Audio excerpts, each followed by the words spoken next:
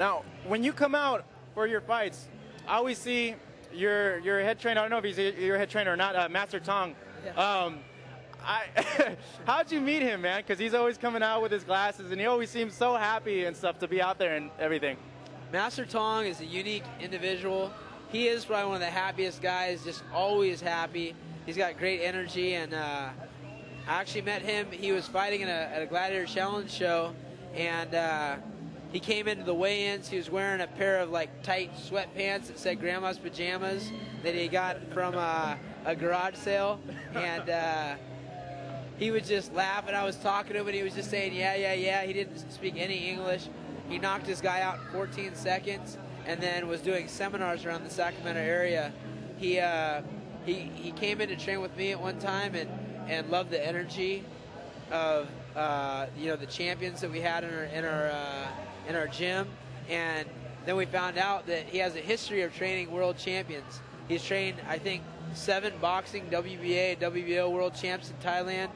He trained Bukaw Porpamuk, who's a kickboxing K1 world champ, and he just really felt at home in our gym and decided to stay, and has been our trainer ever since. He's trained Joseph Benavidez and myself and the rest of Team Alpha Male, and he does a great job.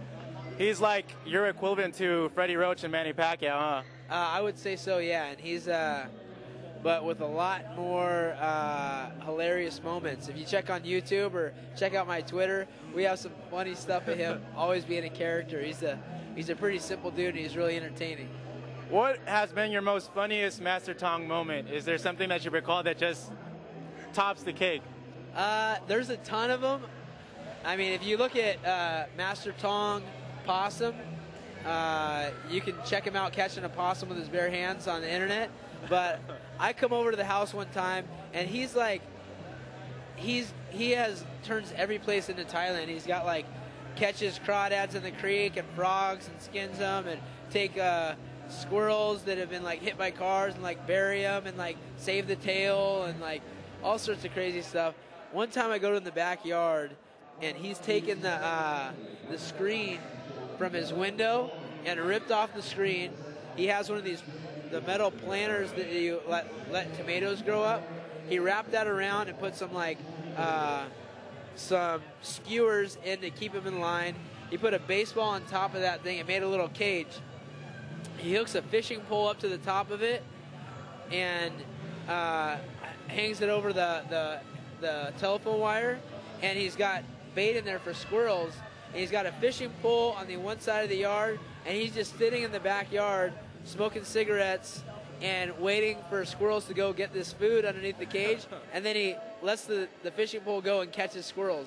So I'm like looking back there, and he's just sitting there smoking cigarettes, catching squirrels. And then he just lets them go, but he looks at them and stuff like that. But he's just a crack up, man. He's hilarious. Has he shown you the heart-shaped sweating technique yet? That's something I think is unique to him. So that's funny. I just Twittered that, and he was all stoked about that. He was showing everyone and like dancing around. So check out my Twitter page and check out the video. But I think that's something he's cornered the market in that area. Now I'm gonna do a little bit here with you. So it's gonna call finish this lyric. So I'm gonna name a music lyric. Okay. And I'm gonna see if you can finish it. Okay. Okay. All right. You ready? Okay. Here we go. Ice, ice, baby. All right. Stop. Collaborate and listen. Ice is back with a brand new edition. You got it. Yeah. Something grabs a hold of you tightly. I forget the rest. Yeah, I do too. But all right. Let's go to a NorCal song. And I think you could get this one. All right. Okay. I go on and on. Can't understand how I last so long. I must have superpowers. I don't know. Rap 225,000 hours. Get a calculator, do the math. I make 1,000 songs that make you move your ass. I'm drawing a blank. Oh, it's Too Short, man. Oh, Too Short. I love Too Short. I actually kicked it with Too Short a couple different times. Tell us about that. He's just a cool cat. My buddy, one of my best friends, Virgil Moorhead, had lost his virginity to one of Too Short's song. So he went up and quoted some lyrics from him and shared his story, and they were boys after that. So he's a cool cat, man. I like Too Short a lot. Awesome. You're right. It's been an interesting and funny interview. Thank you for taking the time out and doing it for us. Any last thoughts you want to give on the Aldo fight and your fans up there in California and all over the world? Guys, don't miss this fight. I mean, it's not every day you get to see two of the best guys in the world at their prime go at it, and this is one of those times. So we're both exciting fighters, and it's going to be a war.